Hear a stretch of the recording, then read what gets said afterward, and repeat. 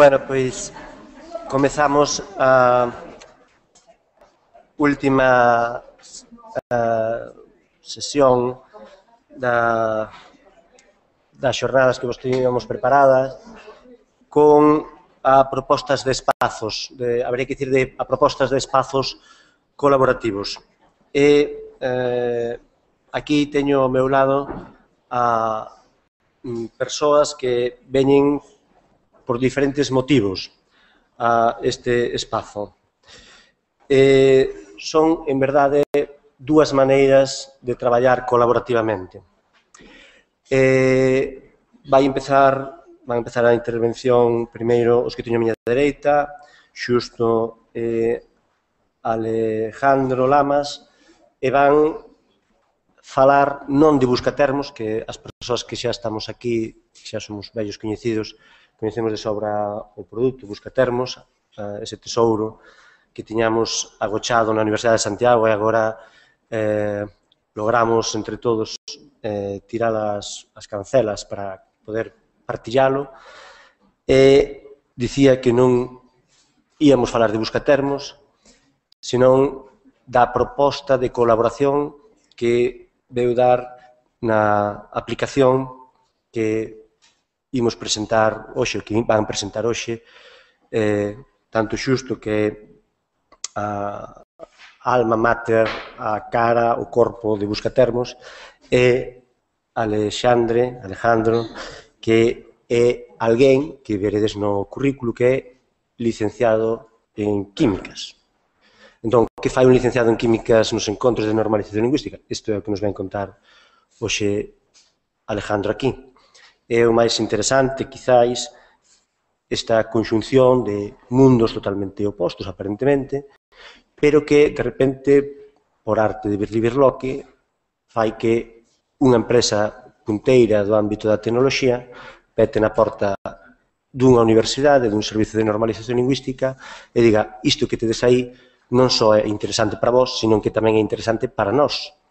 Este labor, este feito, esta petada na porta, parecenos que é un cambio sustancial casi de 180 grados, lo que levábamos coñecido que era a política lingüística, a normalización lingüística, onde todos os recursos e todas as implicacións viñan sempre de mans de colaboracións entre institucións, de diferente ámbito, pero en todo caso institucións, equipos, ámbitos de concellos, do ámbito da educación, pero en todo caso é, unha vez, por primeira vez, unha empresa do ámbito tecnolóxico como Sixtema, táctil, neste caso, o selo que, bueno, afondará moito máis Alejandro sobre isto, que desenvolve estes produtos para estes novos dispositivos móviles, a que, volvo a dicir, de isto que vos interesa a vos, tamén nos interesa a nós.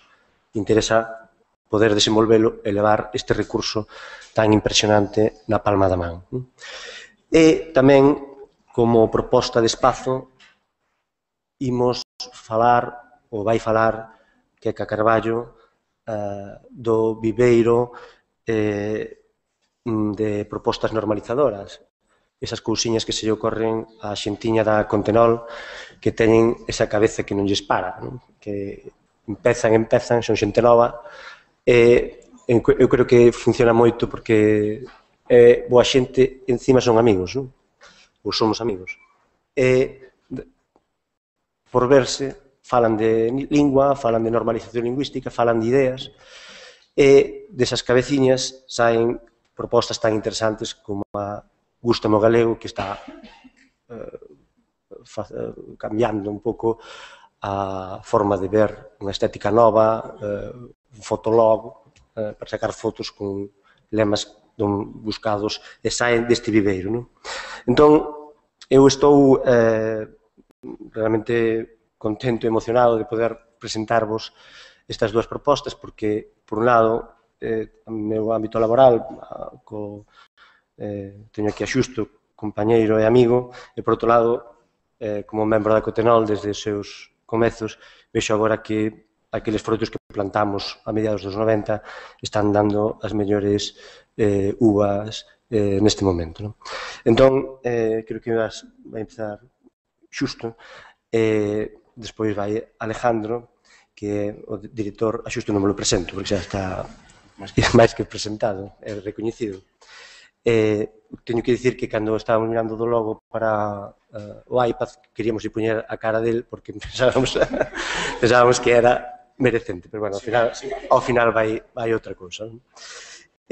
Despois falará Queca Carballo desa proposta maravillosa que é a plataforma de ideas viveiro de propostas normalizadoras. Xa, xusto cando queres. Boas tardes. Despois da presentación de Manuel, casi de gana de coller, levantarse, largarse, dicirvos descargade os que poidades, porque a partir de aquí todo o que podo facer é empeorar as expectativas. En todo caso, graciñas por estar aquí, tendo tan cerca as terrazas da zona bella, con esta tarde estupenda. Alejandro e min convidarnos, como acaba de contar Manuel, a presentar un pouco a aplicación móvil que para a consulta de buscatermos desde dispositivos iOS desenvolvemos a medias entre o Servicio de Normalización da Universidade e a empresa Táctil, pero para facelo tamén como un exemplo de traballo colaborativo, neste caso de traballo colaborativo entre unha entidade pública e unha empresa privada. En nos detalles concretos desta última iniciativa vai entrar máis precisamente Alejandro a continuación na súa quenda. Eu quería centrar os minutos que me tocan, digamos, en falando tamén da colaboración e non tanto das características do que é Buscatermos, que, como dicía Manuel, máis ou menos xa son coñecidas, e afondar na idea de que o proxecto de Buscatermos e a idea de Buscatermos tiña un xene colaborativo no seu ADN realmente desde antes do seu nacemento. Só podía, ou era colaborativo ou non podía ser. Entón, está claro que sin ese enfoque, agora iremoslo vendo un pouco desagregadamente, sería imposible chegar ao seu estado actual, un estado que posiblemente nin Manuel, nin ningún dos que traballaban no servizo, nin eu mesmo, evidentemente, imaginábamos que se pudese chegar cando hai non moito máis de 7 ou 8 anos empezamos a darlle voltas á idea de por que non colgamos as nosas bases de datos en internet. Entón, como vou falar do enfoque colaborativo no desenvolvemento de Buscatermos, o primeiro que quero facer é agradecerlles a todas as persoas, van ir saindo, non con nomes e apelidos, pero sí como grupos de colaboradores, digamos, a todos os que nos permitiron, co seu traballo, coa súa cesión de materiais, coas súas achegas económicas, que permitiron ir avanzando chanzo a chanzo para chegar ao estado no cal unha empresa privada pode interesarse por investir tempo, recursos e diñeiro en abrir unha nova vía de consulta para esa ferramenta. Por lo tanto, como decía antes, Buscatermos é colaborativo desde antes da súa concepción. Sabedes ben, porque xa o contamos en máis ocasións, eu mesmo, os meus compañeiros, que fundamentalmente está formado por tres tipos de ferramentas, tres tipos de recursos. Por un lado, os vocabularios que elabora desde o ano 1993, levamos ahora 20 anos facendo vocabularios, o Servizo de Normalización. Por outro lado, as consultas que se van resolvendo puntualmente relacionadas cos ámbitos de especialidade máis diversos, e, en terceiro lugar, os glosarios e vocabularios que outra xente foi facendo ao longo dos anos e que nos ceden, despois de solicitarlo, evidentemente, nos ceden para integrar nesas ferramentas. En calquera desas tres afluentes que confluen na base de datos, hai colaboración, é evidente, non? É dicir, hai colaboración na elaboración dos léxicos e vocabularios, participación altruísta sempre de especialistas de distintos ámbitos da universidade, desde o primeiro, feito, no primeiro vocabulario do que se cumpren agora 20 anos, no léxico editorial, a participación dos que daquela, eu ainda non estaban no Servizo de Normalización fora, entre comillas, anecdótica, de feito non figuran como autores. O autor era un técnico da Universidade de Santiago, en concreto, alguén do Servizo de Publicacións, tratábase dun léxico editorial. Entón, insisto neso, en todos os traballos, é dicir, cada un dos vocabularios elaborados polo Servizo de Normalización, xa levamos uns cantos, é o resultado da colaboración voluntaria entre dous colectivos que, en teoría, non teñen por que estar demasiado achegados, ou moitas veces non están, que son os especialistas das distintas disciplinas e os traballadores do Servizo de Normalización. Pero tamén hai colaboración na terminoloxía puntual, aínda que neste caso se cadra é menos visible. Moitas das dúbidas que a nós se nos formulan, primeiro telefónicamente, despois por correo, agora a través dos formularios aos que se pode acceder desde Buscatermos, acaban circulando tamén nos puntos de debate que actualmente hai na rede, nas tres roldas que seguen vivas no ámbito galego, non? Aquí hai xente que está en Tradgal, hai xente que está na rolda da Universidade, en Lexiterme, hai xente que está na rolda do propio Consello de Cultura, e saben que moitas veces o que se acaba debatendo nesas mensaxes cruzadas, días ou semanas despois, acaba alimentando a nosa base de datos. É moito do que hoxe en día aparece ali como autoría do Servicio de Normalización, no fondo é autoría colectiva e o resultado dese debate. E por último, e desde logo posiblemente non sexa o máis importante, o elemento máis importante desa colaboración, é a cesión de vocabularios de terceiros. Hoxe en día non temos feita a estimación exacta, pero posiblemente un 50% do volume de rexistros que están en Buscatermos non está elaborado polo Servicio de Normalización. Son materiais que terceiros nos cederon para a súa inclusión e para a súa integración na base de datos. Hai que decir que en todos estes anos, xa levamos solicitadas unhas cantas autorizacións, non recibimos ningunha soa resposta negativa. Non houve unha soa persoa que nos dixese legitimamente, por outro lado, non, prefiro que o meu traballo siga en papel ou siga no PDF no que eu estou difundindo. Tamén é certo que intentamos, cando facemos esas solicitudes, non interferir na posible vida comercial dos produtos. É dicir, non imos difundir gratuitamente a través de Buscatermos un dicionario que acabe de editarse comercialmente, xa non o pedimos. É lógico que primeiro intentamos que esgote a súa vida comercial, no caso de que a teña, e se despois se difunde gratuitamente vía PDF ou vía outros soportes, é cando normalmente aparecemos nós entre todas as comiñas do mundo, parasitar o esforzo alleo. Como decía antes, sin ese nivel de colaboración sería imposible chegar ao volume de información actual. Saíron hai pouco datos, pero, bueno, xa imos por máis dos 155.000 rexistros, 155.000 conceptos, idealmente, máis de 200.000 denominacións galegas. Se fose un dicionario, sería o dicionario máis grande ao que se pode acceder en galego agora mesmo, e se sumamos todas as linguas que se poden consultar, polas que se pode consultar, imos camiño das 500.000 denominacións. 450.000 pasáronse hai uns meses. Ben, isto lévanos a un volume de información que, como acaba de decir, é evidente que non sería abranguible nin polo servizo na súa configuración actual, nin polo servizo con 3 veces máis persoal. Pero tamén houbo colaboración e tamén foi indispensable para que o que era unha base de datos interna, construída nun access convencional, como que calquera de nós temos nos nosos computadores, se convertese nunha base que se podía consultar por internet. Tanto para a súa primeira interface web, e aí foi fundamental o labor e o asesoramento da área de Tecnoloxías da Información e da Comunicación da Universidade de Santiago, que foi o que nos construiu literalmente de arriba a baixo as interfaces de consulta e a nova estrutura de base de datos que era necesaria para poder interactuar a través da rede. E anos despois, cando xa nos demos conta de que cada vez que íamos a algún lado facer intervencións como estas e presentar Buscatermos, a pregunta recorrente das quendas de intervención era é porque isto non está accesible para todo o mundo. Cando nos demos conta de que era unha demanda convencional e despois de analizar a infraestructura tecnolóxica que dispoñíamos, chegamos á conclusión de que non estaba preparada para o volume de consultas que se podían xerar nun Buscatermos aberto. Aí, nese caso, apareceu, e tamén xusto recoñecelo, a Secretaría Xeral de Política Lingüística, que foi a que financiou os novos desenvolvementos tecnolóxicos, tanto en materia de infraestructura informática, como en materia de interfaces de busca e de redeseños de bases de datos, que permitiron que a partir que desde outubro pasado, desde hai 6 meses, a consulta poida ser aberta. Entón, esa data de outubro para nós configuraba como unha especie de Rubicón que acabábamos de pasar. Era, cando comezábamos, era algo así como a meta ideal a que queríamos chegar, e xa superáramos. Entón, había como que, digamos, buscar un enfoque diferente. E ese enfoque diferente, unha vez máis,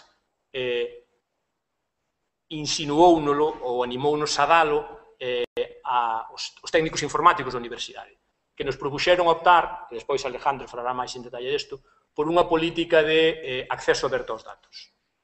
O acceso aberto aos datos é, bueno, sen chegar a ser tipo de licencias libres de Creative Commons, o que permiten é que entidades externas poidan acceder a un recurso determinado sin estar limitados pola interface que, neste caso, Buscatermos,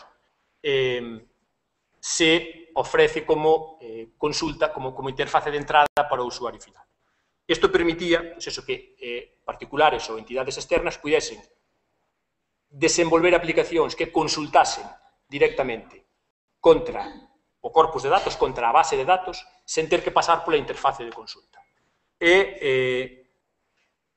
A verdade é que non olvidamos moito, aínda que sempre hai unha parte de ti, unha parte de nós, neste caso, que, digamos, a que lle xurdían dúbidas sobre o perigo de pirateo de datos, de que vai pasar con isto, de perder o control un pouco sobre o recurso, non? Pero agora xa coa perspectiva que dan 6 meses, hai que decir que a decisión foi máis que acertada. En 6 meses xa dispoñemos de 2 produtos derivados, 2 produtos que seguramente o Servizo de Normalización non crearía por si mesmo, por falta de tempo, de recursos, do que queiramos, non?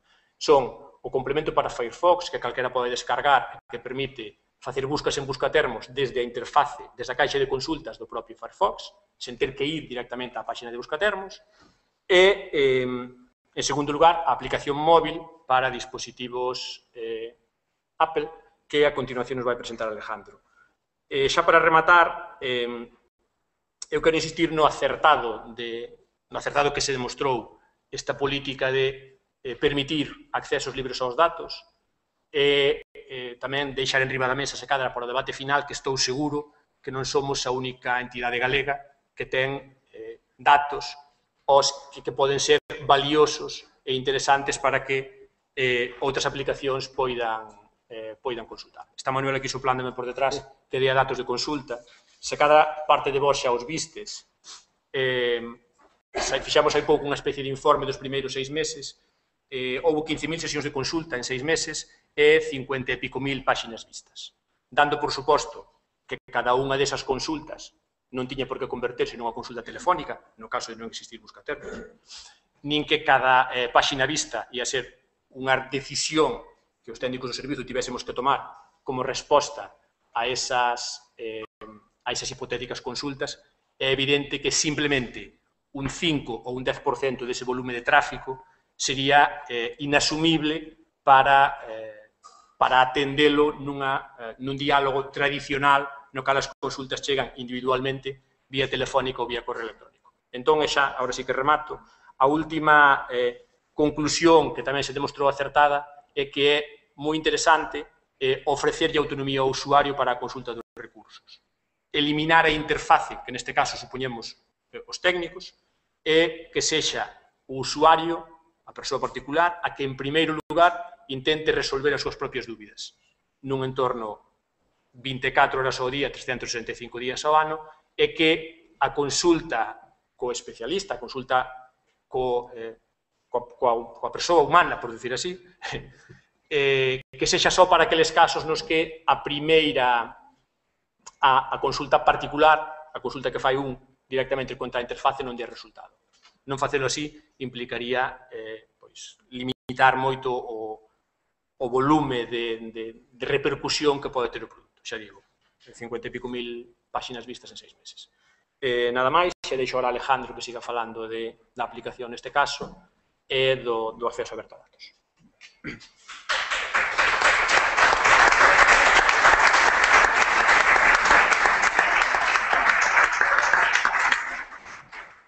Boas tardes. Ante todo, grazas tamén á organización por convidarnos.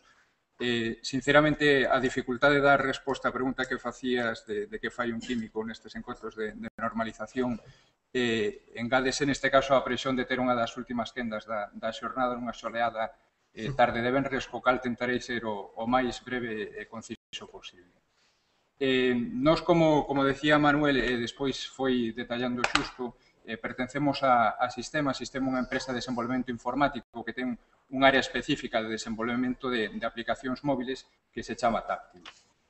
E a nos chegou, non xa pasado outubro do ano pasado, a nova de que a Universidade de Santiago de Compostela, en colaboración coa Secretaría Xeral de Normalización, facía público o recurso Buscatermos. Nos non coñecíamos moi ben o proxecto, co cal o primeiro que fixemos tamén, dado o noso perfil un pouco tecnolóxico, foi lanzarnos a página web e comprobar que era o que nos permitía obter esta base de datos.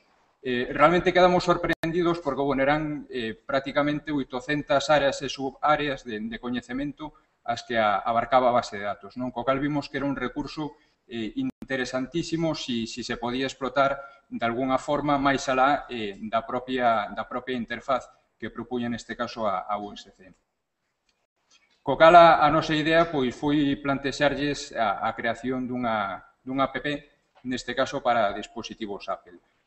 Non me vou estender no que é o funcionamento da app, precisamente porque dende este mércores está a disposición de todos vos, podedes descargala neste caso ou dende iTunes ou dende a App Store, se tedes un dispositivo de Apple, co cal, bueno, podedes probar, a descarga é de balde, podedes probar cales son as características que en parte o que tentan é reproducir toda a funcionalidade que ten a página web, pero neste caso coa comodidade de que poidas levar toda esta base de datos, esta enxente cantidade de termos no teu peto.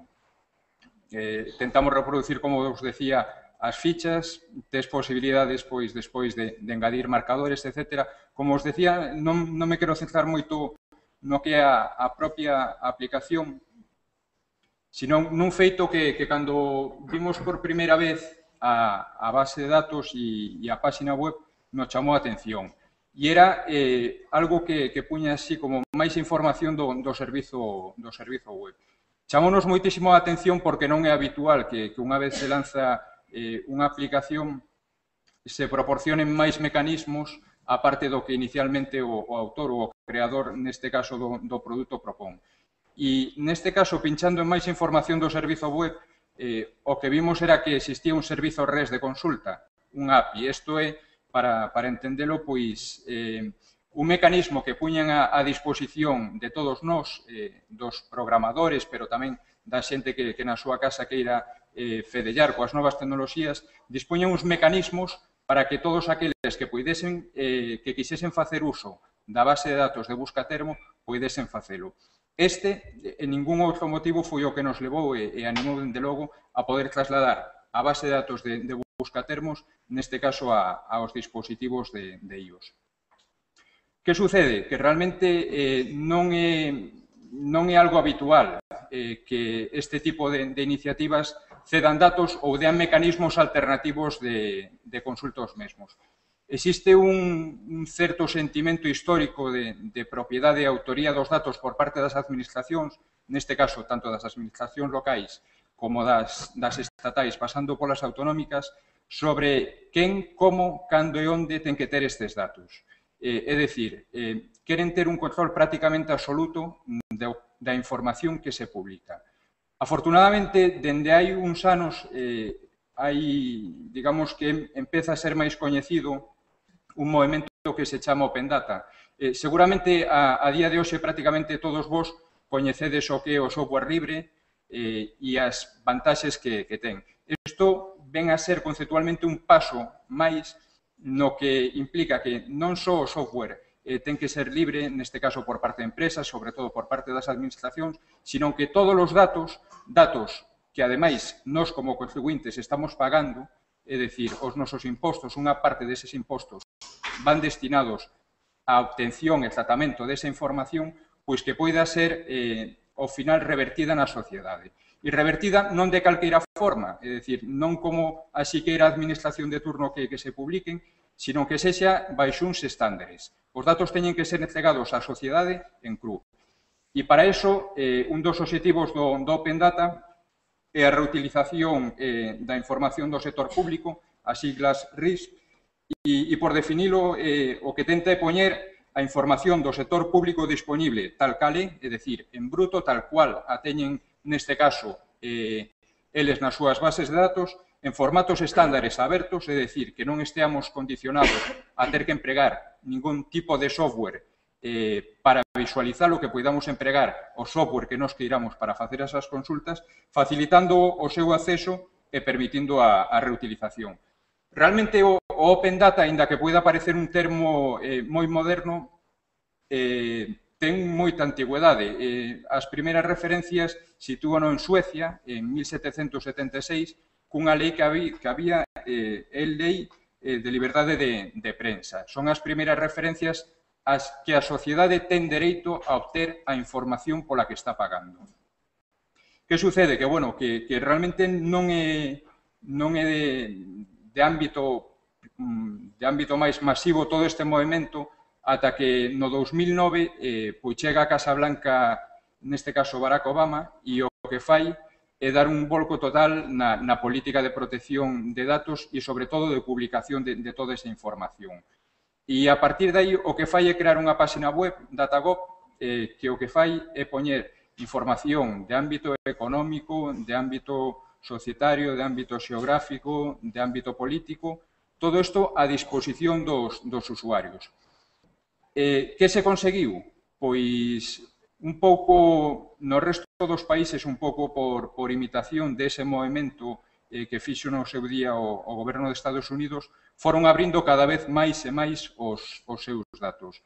A día de hoxe, para que vos fagades unha idea, a cifra de negocio que existe en España en relación ao Open Data en 400-500 millóns de euros anuais e a creación directa de 4.000 postos de traballo. Isto en canto a beneficios directos, pero que está permitindo esa publicación da información, primeiro unha transparencia total por parte das administracións e, sobre todo, unha xustificación de cal é o seu traballo, de que están facendo. Pero despois o que están xerando é un enorme ecosistema de novas aplicacións, de novos servizos, dunha reutilización de toda esa información. Cada vez que se crea unha aplicación, que se crea un novo servizo, realmente o valor que ten a aplicación en sí é moi pequeno en relación ao valor que ten toda a información. Pensade prácticamente en calqueira das aplicacións ou servizos web que empregades a diario, Google, Facebook, Twitter, etc., todos eles únicamente concebidos como unha plataforma de software, pero sin contido, sin datos, sin información. Prácticamente non terían ningún valor. O valor que teñen a día de hoxe non é porque sexan mellores ou peores solucións tecnolóxicas, son porque manexan unha información inxente de datos. E isto é realmente o que os fai diferentes. Creo que teño aquí conexión a internet e, bueno, afortunadamente, como vos decía, pois un pouco como réplica deses movimentos que houve neste caso ao outro lado do charco no 2009, comenzaron a ser cada vez máis os países que empezaron a facer unha publicación destes datos, de toda a información que tiñan, é un paso progresivo, pero dende logo fundamental, e o foron facendo en Europa. Empezou pois polos países do norte, pero neste caso España, inda que tardou un chisco en arrancar, hoxe en día prácticamente se atopa na media a nivel de volumes de publicación da información. É tremendamente interesante, se tedes un chisco e curiosidade, botarlle unha ollada á información que neste caso o Goberno de España pon a disposición de todos nós. O que está poñendo, aquí a página de datosgov.es, pois é unha cantidad de información impresionante e en cru, é dicir, sin ningún tipo de tratamento, sin ningunha interpretación sesgada nin interesada, sino os datos tal cual os teñen eles nas súas bases de datos. E, bueno, por poñer un exemplo, pois vemos aquí masas salariais de efectivos públicos, catastro inmobiliario, registro de entidades locais, etc. Que permite? Pois, como vos decía, aparte de saber que información é a que está manexando, neste caso, as administracións, cada vez que fan público un informe, cada vez que nos chega pois unha estadística por parte do INE, etc., o que nos permite é crear un completo ecosistema. Comentaba xusto antes que o mellor, únicamente cos recursos que tiña neste caso a USC, non sería posible abordar novas experiencias e novas formas de interaccionar co buscatermos. O simple feito, neste caso, de habilitar mecanismos, pois a nos permitiu desenvolver esta aplicación para iOS, houve outra xente que desenvolveu o complemento para Firefox, e o número de aplicacións e de servizos que se poden facer, realmente o único que está é limitado pola imaginación de cada quen. Temos aquí, pois, dende as biblioguías a servizos de onde está a gasolinera máis barata. Seguramente moitos deles os coñeceredes ou mesmo seredes usuario deste tipo de aplicacións, e o máis importante e interesante é que está feito con datos públicos abertos. En Galicia tamén fomos un paso un pouquiño por detrás neste caso da iniciativa do goberno estatal, pero sí que dende hai un par de anos está en marcha o portal Abertos. Abertos é o repositorio no que a Xunta de Galicia centraliza todo o conxunto de datos que pouco a pouco vai liberando. E a verdade é que, bueno, que cada vez está collendo máis volume de información. Pois mira, a día de hoxe tedes a rede de bibliotecas, centros educativos, centros de entidades xuvenís, e todo isto, ao final, o que revirte é que na porcentaxe que vos indicaba antes do valor de datos, cantos nós máis servizos creemos en torno a eses datos, en torno a esa información, o que estamos facendo ao final é dándolle un valor engadido a todos os datos.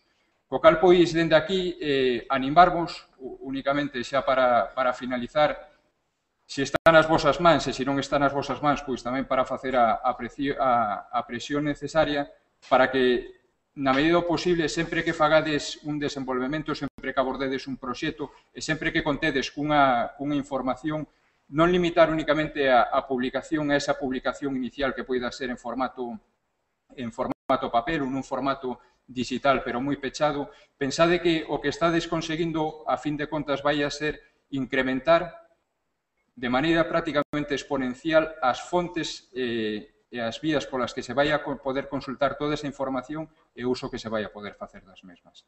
Moitas grazas a todos.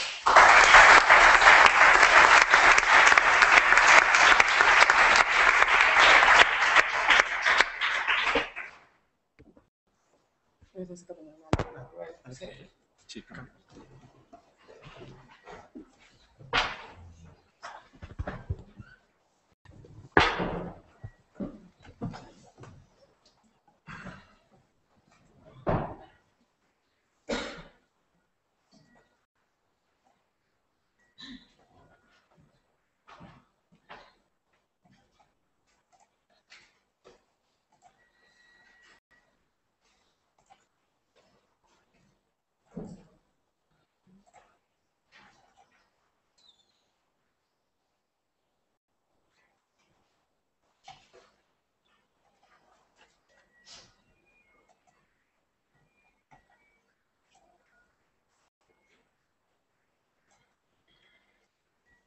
Ben, boa tarde.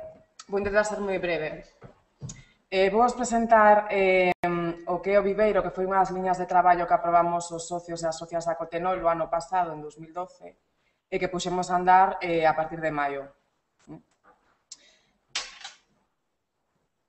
Que é o Viveiro de propostas normalizadoras? Pois ben, un espazo para que aquelas persoas que traballan profesionalmente ou non no mundo da normalización lingüística pudesen ter un lugar onde madurar e poñer en marcha conxuntamente calquera tipo de propostas normalizadoras. O obxectivo fundamental que se perseguira que nacesen actividades, accións, campañas, obradoiros, produtos normalizadores, é dicir, non se pechaba a nada, calquera produto era benvido. A base do Viveiro, igual un pouco repetitivo, pero moi importante, porque desde a Cotenol consideramos que é moi bo traballar desta maneira e que, ademais, sempre se amosa como moi produtiva esta maneira de traballar, é o traballo colaborativo que enriquece, facilita desenvolver este tipo de proxectos. Por que enriquece? Porque suma os diferentes puntos de vista que poidamos xuntar, coñecementos, formacións diferentes que implican visións do mundo diferentes, posibilitan que, cando abordamos un tema, en vez de abordarlo nunha liña, o abordemos en moitas, e, por lógica, o resultado é moito máis amplo e millor. e facilita. Por que facilita? Porque cando hai moitas persoas traballando, repito, con formacións diferentes e coñecementos diferentes, é nos máis fácil detectar os erros que pode ter un posible proxecto ou mesmo trazar cal sería a liña de traballo e as estrategias máis acaídas para desenvolver esa proposta en concreto. Ben, o funcionamento. Intentamos que sexa o máis sinxelo e fácil posible. Desde a página web da Cotenol, tamén a través de correo electrónico os socios e as socias da Cotenol, facemos unha convocatoria para unha xuntanza. Importante, a esta xuntanza podes asistir calquera persoa, está aberta a todo o mundo, podese presentar para presentar ideas ou simplemente para coñecer esas ideas. É dicir, non é necesario ir á xuntanza presentando unha idea. Podemos ir como ouvintes e como interesados en colaborar. Iso é importante. Despois, as persoas que están interesadas en presentar un proxecto ou unha idea, inda que sexa moi verde, o que teñen que facer é cubrir unha ficha.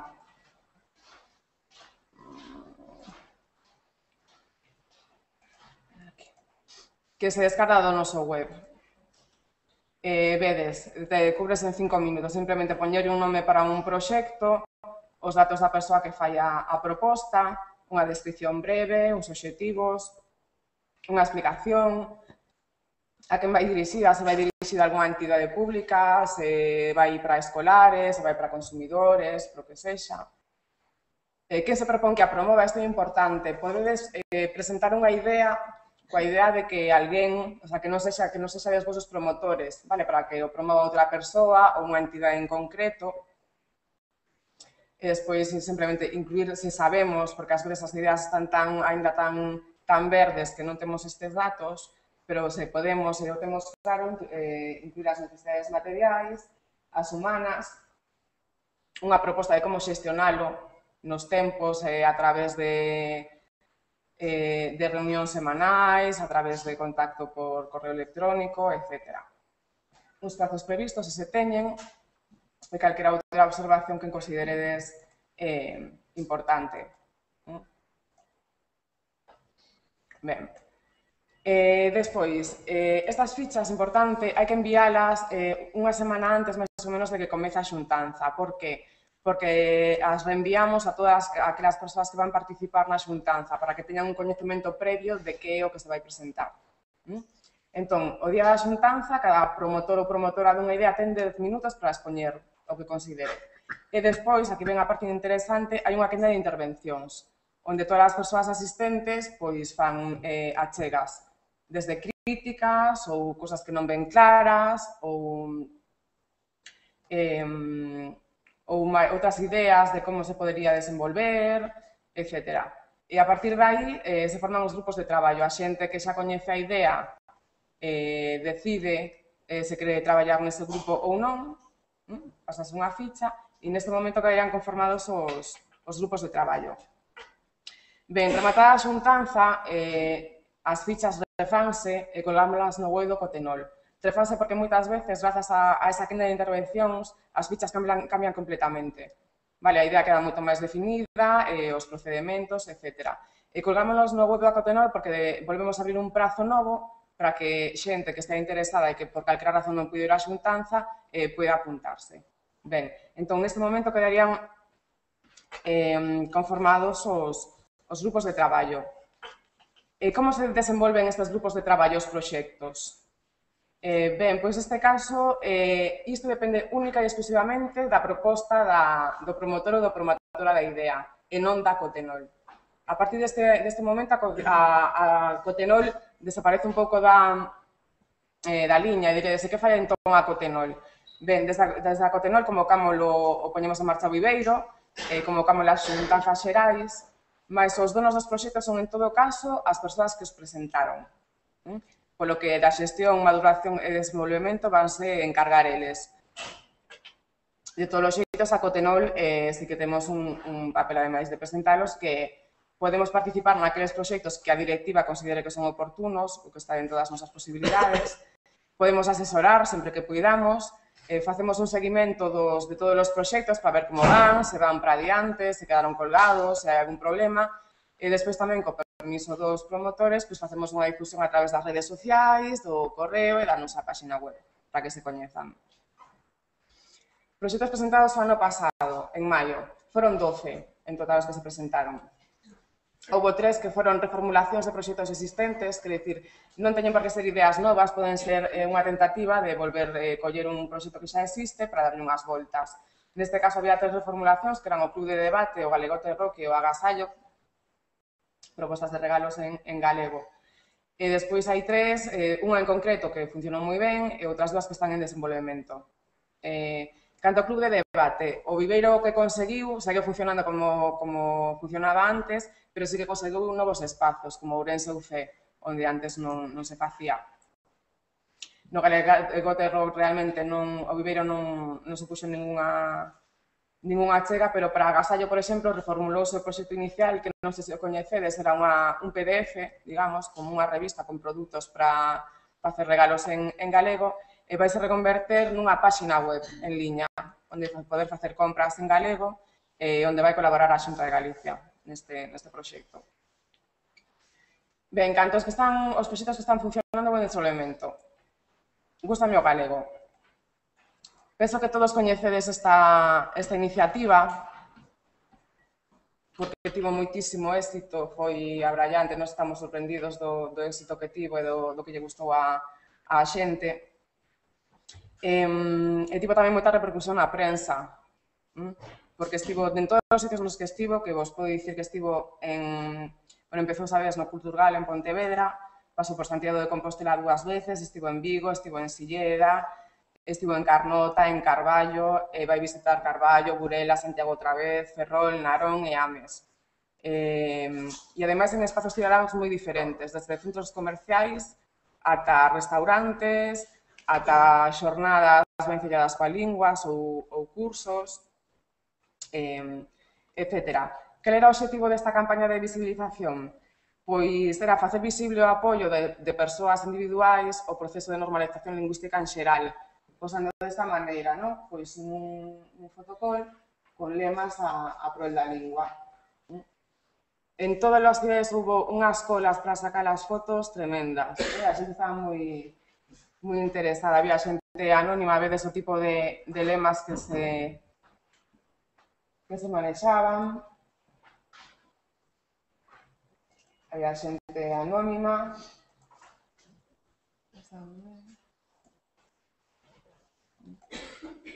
O Palpador tamén pasou a quitar a foto. Estou xa xente tamén coñecida, que sempre se prestan aquí tres a punto de foi.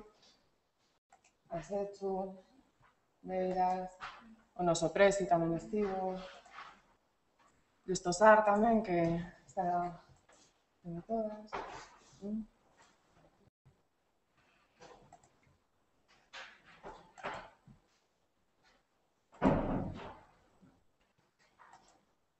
Ben, tamén estaba Susana. Ben, xa ves, esta é a idea do Sen Máis. Darlle visibilidade desta maneira, repito, o éxito de participación foi impresionante. Ben, a seguinte proposta presentou o Servicio de Normalización Lingüística de Santiago de Compostela, que é a consolidación da legislación en galego. Que é un texto legal consolidado? É un documento que integra nun texto dunha lei ou dunha disposición todas as modificacións e correccións que tivo ao longo do tempo. A iniciativa sae principalmente porque unha das peixas a hora de utilizar o galego no dereito é esta, que sí que é certo que temos leis traducidas e traduccións do BOE, pero moitas veces non están consolidadas, faltan todas as modificacións, todas as derogacións, todo os cambios que tivo. Entón, resulta moi incómodo utilizar as poucas que temos en galego porque hai que recorrer a outras fontes para comprobar se están actualizadas, se hai algo que mudou, etc. O proxecto está en marcha. Teñen case lista, se non me engano, xusto, a plataforma de consolidación e publicación. está preparado un procedimento para consolidar os textos legais e está confirmado unha parte do equipo de asesores que van ter. En principio, comentáronme que ian ter unha pequena reunión, un curso formativo en maio para todas aquelas persoas que se anotaran no Viveiro a participar e para outras que se queiran sumar. No que respecta á legislación, vese partir de todo o corpus que está recollido en termos de lei, que irán engadindo outros do BOE. Canto á visibilidade do galego na prensa, isto é un proxecto que se presentara, pero que tamén se reformulou e que vai levar, neste caso, a Cotenol, vai se encargar do seu desenvolvemento.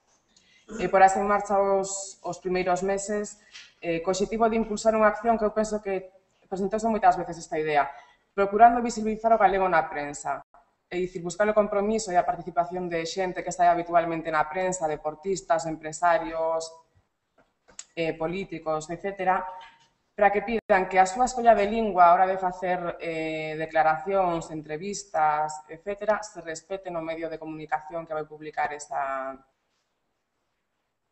nova ou esa entrevista e non, case nunca pasa. E ao mesmo tempo vai se buscar tamén o compromiso dos medios de comunicación a hora de respetar esas escollas lingüísticas. Veremos e avelaremos que o que pasa con isto. Ben, para nós, o Viveiro foi un proxecto productivo. Saíron propostas adiantes que están funcionando. Por lo tanto, estamos pensando xa nunha próxima convocatoria para o mes que ven e manexamos estas datas. Publicaremoslo no noso web e avisaremos por correo, como sempre, pero en principio é xa pro 30 de maio, o que sería a xuntanza. Lembrade que podedes asistir á xuntanza sen presentar ningunha idea, simplemente coa intención de colaborar nalgúnha. Tede en conta tamén que calquera idea é benvida, que dá igual que podes estar verde bullente, non pasa nada. Entre todos, moitas veces, algo que era simplemente unha areliña, algo que non estaba nada definido, acaba sendo un proxecto consolidado e forte. Máis nada. Moitas grazas por estar aquí a estas horas o venres. Animadevos a participar. Inda que non podedes asistir á xuntanza, podes vos presentar igualmente. Vale, o sea, que se tedes algunha idea, por pequena que sexa, participad.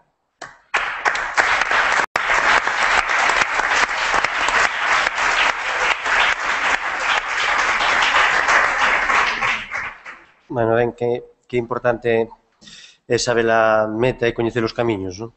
Sen dúbida, ten que ser así ou non vai ser, a través da colaboración e a través da imaginación das persoas que traballamos dunha maneira máis directa ou máis indirecta ao redor da normalización lingüística. Acaban de presentar propostas de traballo colaborativo, pero supoño que agora, ainda que temos aínda tempo para que lle fagades alguma pregunta a Queca, a Xusto ou a Alejandro, e este é o momento. A ver.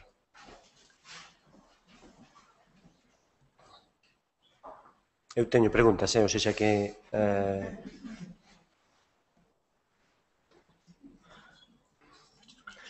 Vaime tocar a min. Bueno, eu queria facer unha pregunta a Alejandro.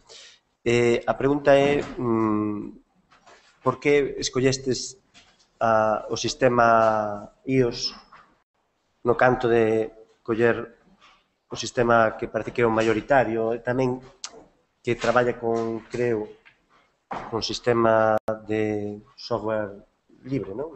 Que é o Android. Sí. Bueno, neste caso, a verdade é que a escolla tiñamos dúas opcións, ou ben facer buscatermos para móviles para dispositivos Apple, ou ben para dispositivos baseados en Android. A escolla dunha plataforma ou outra foi algo circunstancial. Nese momento, pois, tiñamos máis liberdade por parte dos programadores que se dedican que están especializados nesa plataforma, e foi o que nos motivou. É certo que son dúas políticas moi distintas tamén, agora que estamos xusto falando do tratamento que fan da información. A de Apple é un ecosistema moi pechado, a de Google con Android é un ecosistema moito moito máis aberto. A verdade é que as dúas amosaron o éxito que teñen, non?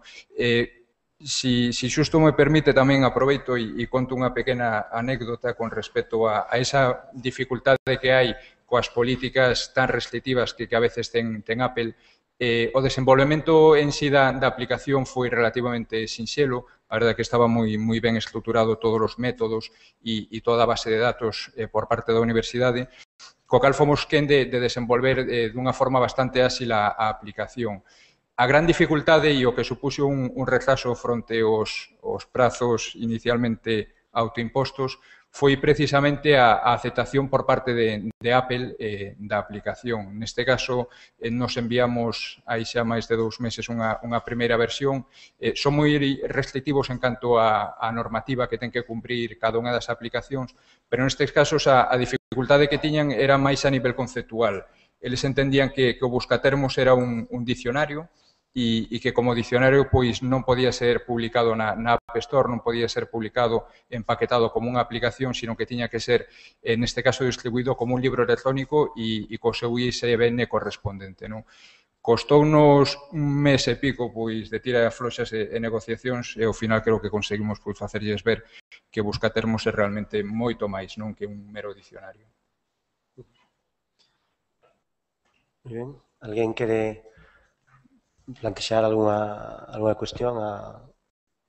Sí, ali no fondo. Hola, ¿qué tal? Solamente quería preguntar se tes o plan de facer algo parecido para os outros tipos de móviles. Sí, solamente iso. Non sei se xusto o mellor. É a pregunta recorrente, non? Creo que xa me fixeron hoxe 5 ou 6 veces no que vai da tarde, creo, e supoño que a Alejandro o mellor non lle fixeron tantas porque o coñecían menos. A ver, como explicamos, bueno, como expliquei eu antes, neste caso non é iniciativa nosa o de que se desenvolva unha plataforma en unha aplicación para dispositivos Apple ou para dispositivos Android.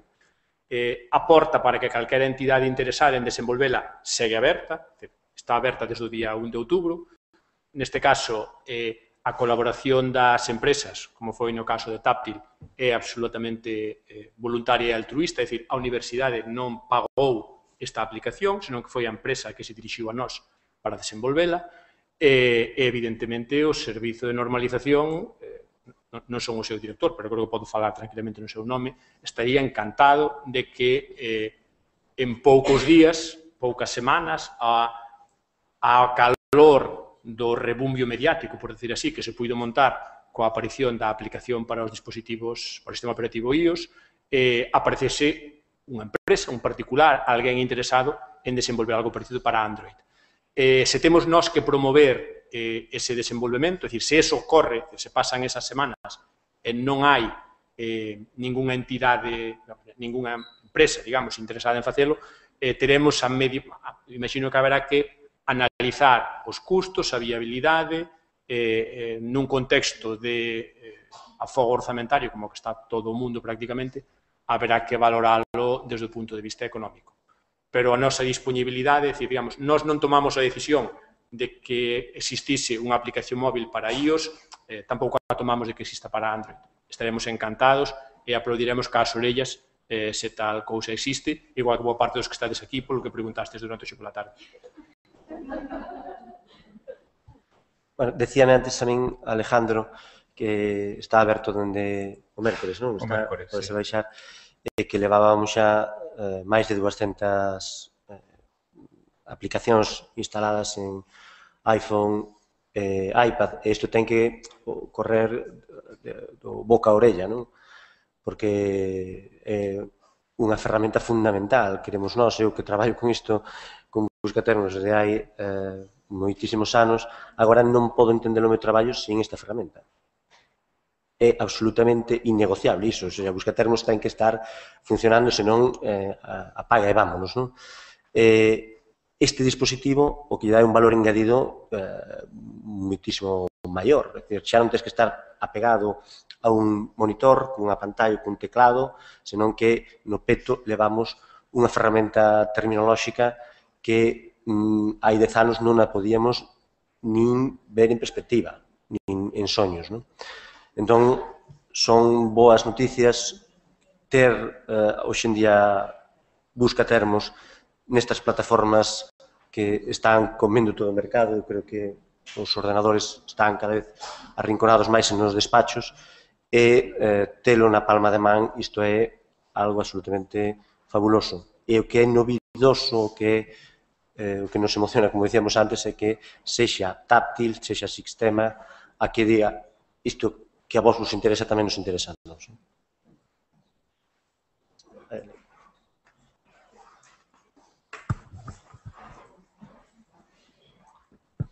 Eu quería saber se as universidades galegas traballan en coordinación para facer este tipo de proxectos de buscatermos para que a xente que traballa, por exemplo, os traductores, que temos moito problema a hora de topar terminoloxía e que parece ser que temos que moitas veces inventalos. Está feito para ti buscatermos.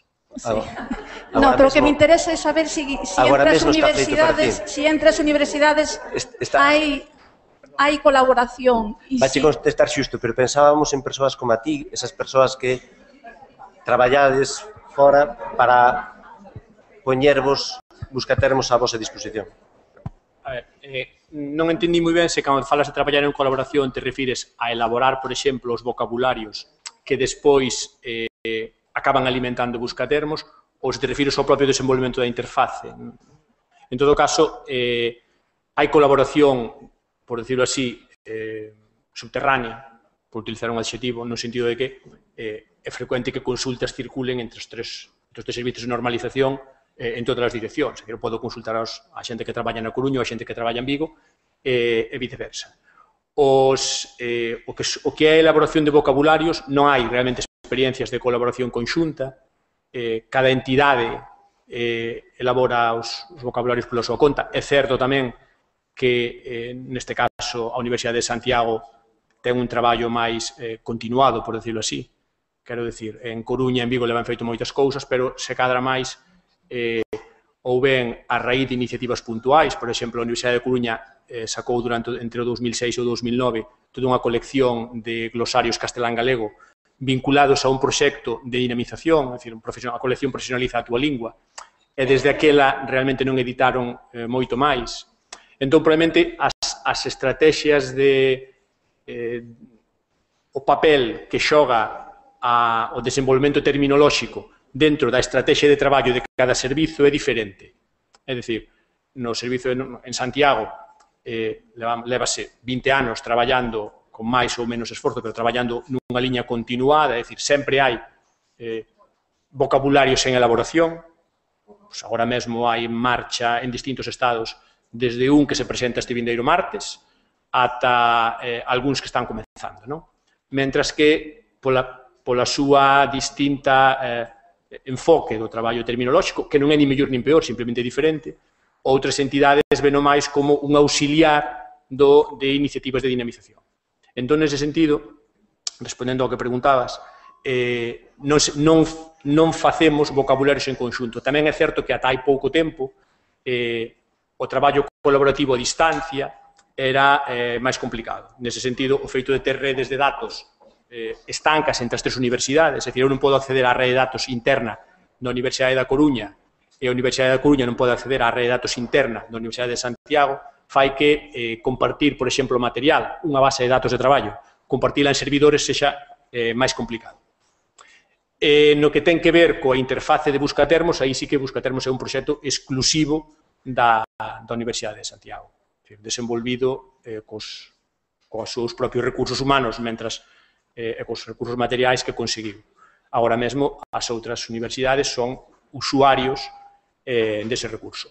Ata outubro pasado, nin tan siquiera podían ser usuarios, é dicir, era unha aplicación que estaba restringida á rede interna, é dicir, a consulta a través de web estaba restringida á rede interna da Universidade de Santiago por problemas de capacidade da infraestructura tecnolóxica da que dispoñíamos. É dicir, traballamos con a base de datos en Access instalada no meu ordenador, por decirlo así claramente.